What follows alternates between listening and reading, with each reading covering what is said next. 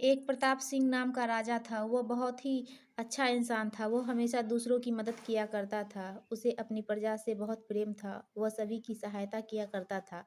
उसके राज्य में कोई भी आदमी दुखी नहीं था। किसी को भी किसी चीज़ की कोई कमी नहीं थी। उसके राज्य में भरपूर पैसा था और साथ ही खेल खलियान भी भरे हुए थे। लोग बहुत ही अच्छे से जीवन जी रहे थे। उस राजा से जो भी आदमी मदद की गुहार करता या अपने निजी काम के लिए धन की मांग करता था तो वह उसकी पूर्ति कर दिया करता था। इस बात से उनके ही दरबार में एक दरबारी जिसका नाम सलीम था, उसने सोचा कि राजा बहुत ही दयालु है, क्यों न इनका फ़ायदा उठाया जाए। उसने उस राजा का बहुत ही ख़ास और भरोसेमंद दरबारी बनने का सोचा, जिससे राजा उसे अपने खजाने की रखवाली के लिए तैनात कर दे। इसके लिए उसने एक योजना बनाई। वह राजा के आस-पास ही रहता। राजा प्रताप सिंह जो भी काम करने को बोलता वह झट से कर दिया करता था और राजा के साथ वह हर जगह जाकर उनकी मदद किया करता था। राजा ने एक बार उससे किसी व्यापारी के यहाँ से धन को तहखाने में रखने के लिए कहा और सलीम ने बड़ी ही ईमानदारी से सारा का सारा धन तहखाने में रखवा दिया। राजा ने यह सब देखकर सोचा कि सलीम मेरी हर जगह मदद करता है और साथ ही जो भी काम मैं उसे करने के लिए देता हूँ वो बहुत ही ईमानदारी से करता है। राजा सलीम से बहुत ही प्रभावित होने लगे थे। सलीम को भी लगने लगा कि राजा उससे प्रभावित हो चुके हैं। यही उनकी योजना थी कि ऐसा करने से राजा उसे जल्द ही अपने खजाने का रखवाला बना देंगे। राजा ने सलीम को बुलाया। सलीम मन ही मन बहुत खुश हो रहा था कि अब बस राजा उसे अपने खजाने का रखवाला बनाने की बोलने ही वाले हैं। यह सोचते सोचते वह राजा के पास पहुंचा।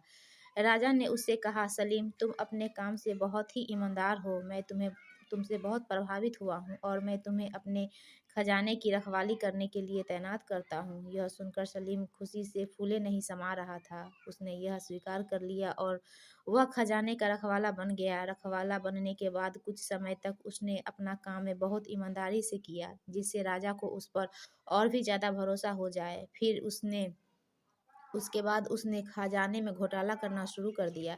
एक के बाद एक घोटाला करता चला गया, जिससे खजाने में बहुत ज़्यादा नुकसान होने लगा। लेकिन राजा को सलीम पर पूरा भरोसा था। उसे लगा कि कोई और है जो उनके खजाने में घोटाला कर रहा है। उसने अपने सैनिकों से इस घोटाले के बारे में पता करने को कहा। तब सभी लोग उस घोटाले के वाले आदमी को खोजने लगे। फिर खोजते-खोजते कुछ दिनों बाद यह पता चला कि सब घोटाला कोई और नहीं बल्कि सलीम ही कर रहा था। राजा ने सलीम को दरबार में बुलाया और कहा, तुम बहुत ही बेईमान निकले और तुमने मेरा भरोसा तोड़ा है। तुम्हें दंड ज़रूर दिया जाएगा। ऐसा कहकर राजा उसे महल से निकाल दिया। महल से निकाले जाने के बाद सलीम ने सोचा कि अब मुझे कोई काम नहीं मिलेगा और यह सब राजा की वजह से हुआ है। मैं राजा को मार दूंगा। ऐसा सोचते हुए उसने राजा को मारने की योजना बनाई। वह चुपके से छिपते हुए महल के अंदर घुस गया और किसी तरह महल के रसोई घर में पहुंच गया।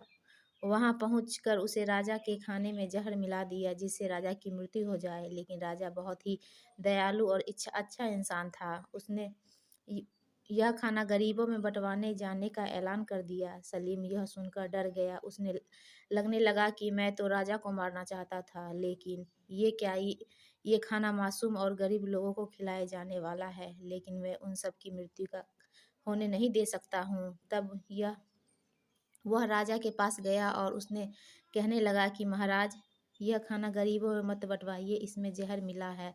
मुझे क्षमा कर दीजिए, मैं लालच में आने के कारण यह गलत कदम उठा बैठा। इस तरह राजा के अच्छे स्वभाव के कारण उसकी जान भी बच गई और सलीम भी उनके इस आचरण से बहुत प्रभावित हुआ और उसने राजा के दिखाए गए रास्ते पर चलने का फैसला किया। साथ ही वह भी एक अच्छा इंसान बन गया।